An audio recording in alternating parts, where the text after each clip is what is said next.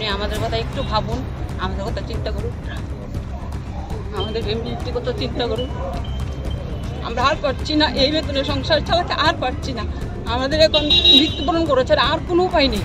Bishikadang Manumai casual worker Tomoni Yakla 2017 Bishi September Talo Tripura Haste Hapani Rang Tong Tang Bidni Koshimo Mani casual worker no permanent labor Salam Sapani Shalburum Kok Buri Rachi Bake Rangmanote Talo Kok Jeni Shai Burira Bashikle Rangmano Piaba Borogni or Rang Manmabai Dr. Hong Pushinani Belano Kashaboklai Asosimia Hapani Chef Sabrobo Maria Dai Harness Skimo Kovzaya Enshonbo Maria Bishikaduma Shaboklai Topono Onibugino Hasri Monte Okrani Thani Koibong Naraka Shanmong Naraka Haste Habuni Bolong Tang Peteko Shamong Klai Tonai Permanent Leverok Borokno Skelo Regular Klai Rangdani Bagai Gorkhabosti Utama Bolong Tang Peteki BSF Thani Deputation Laika Sangalong Salao এরকম deputation দিতে আছে আমাদের রেগুলাইজেশন জন্য। আমরা তো scale নেই, কিচ্ছু পাচ্ছি না, কোনো রকম বেনিফিট আমাদের নেই। আমাদের ডাইনানেস নেই, পেনশন নেই। অনেক আমাদের ভাই বোনরা মারা যাচ্ছে, কিন্তু কিছু পাচ্ছে না ওনাদের ফ্যামিলিরা। তারপর আমাদের কোনো দিয়ে নেই, ইনক্রিমেন্ট নেই, কিছু নেই। 12,000 টাকা বেতন দিয়ে আজকের দিনে কি সংসার চালানো সম্ভব? মাননীয় মুখ্যমন্ত্রী স্যার জানি না আমাদের ব্যাপারটা জানে কি না।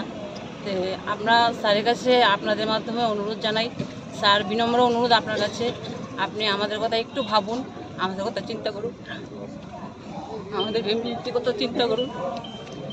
আমরা আর পারছি না, এই বেতনে সংসার চালাতে আর পারছি না। আমাদের এখন মৃত্যুবরণ করেছে, আর কোনো উপায় নেই। এই বেতনে কোনো রকমই পরিবার নিয়ে সংসার চালানো সম্ভব নয়, এত দাম জিনিসপত্রের। স্যার অবশ্যই জানেন, স্যার ত্রিপুরা রাজ্যের যে ওনার ত্রিপুরা রাজ্যটা ওনার পরিবার, আমরা স্যারের সেই পরিবারের সদস্য। স্যার অবশ্যই আমাদের কথা জানে, হয়তো জানেন না এখনও ঠিকভাবে, কিন্তু স্যারকে আপনাদের মাধ্যমে জানাতে চাই, স্যার আমাদের জন্য একটু ভাবুন। আমরা কিচ্ছু চাই না, আন্দোলন চাই না। আমরা এত বছর যাবৎ 15-20 বছর যাবৎ একজন কাজ করছি, আমরা কাজ করতে চাই, আরও কাজ করব। আমরা শ্রম দিয়ে যাচ্ছি, শ্রম দিয়ে যাব, কিন্তু তার বিনিময়ে স্যার আপনি আমাদের পরিবার, আমাদের কথা একটু ভাবুন। আমাদের লোকরা একে একে রিটায়ারমেন্টে চলে যাচ্ছে, কিচ্ছু পাচ্ছে না, কিভাবে তারা চলবে? 60 বছর পরে গিয়ে কোনো কাজ করার ক্ষমতা কারণ থাকে? বলুন, কেউ কোনো কাজ করতে পারবে? রাজ্যপালি কাজ, রাস্তার কাজ করতে পারবে? কিভাবে সংসার চালাবে? আপনি আমাদের কথা একটু ভাবুন। ফরেস্ট মিনিস্টার স্যার, অর্থমন্ত্রী স্যার, মুখ্যমন্ত্রী স্যারের কাছে আমাদের বিনম্র অনুরোধ, আমরা সবাই পিএল ভাই বোনদের জন্য একটু ভাবুন, আমাদের বাঁচার একটু উপায় করে দিন, নয়তো আমাদের আর কোনো পথ নেই। সবাই প্রেস ভাইদেরকে ধন্যবাদ জানাচ্ছি যে এখানে আসার জন্য। কারণ আমরা ফরেস্ট ডিপার্টমেন্টের সরকারি কর্মচারী, গভর্নমেন্ট এমপ্লয়ি, পার্মানেন্ট লেবার, বিভিন্ন ডিস্ট্রিক্ট থেকে এখানে এসেছে, হোল ত্রিপুরা থেকে এসেছে। আমাদের একটাই ডিমান্ড যে আমাদেরকে যে গ্রুপ ডি ক্রিয়েট করেছে, আমরা গ্রুপ ডি স্কেল পাওয়ার জন্য, গ্রুপ ডি স্কেল দেইনি, গ্রুপ ডি স্কেল পাওয়ার জন্য গভর্নমেন্টকে আমরা অনুরোধ জানাচ্ছি এবং জানিয়েওছি। 4 বার আমরা প্রথম যে ছিল আমাদের বিপ্লব দেব, আমাদের মুখ্যমন্ত্রী, ওনাকেও 2 বার দিয়েছি ডেপুটেশন, এবং আমাদের মানিক শাহ, এখন বর্তমানে যে আমাদের মুখ্যমন্ত্রী, ওনাকেও আমরা দিয়েছি 2 বার। আমরা জানি না ওনার টেবিলে কাগজ গেছে কি না।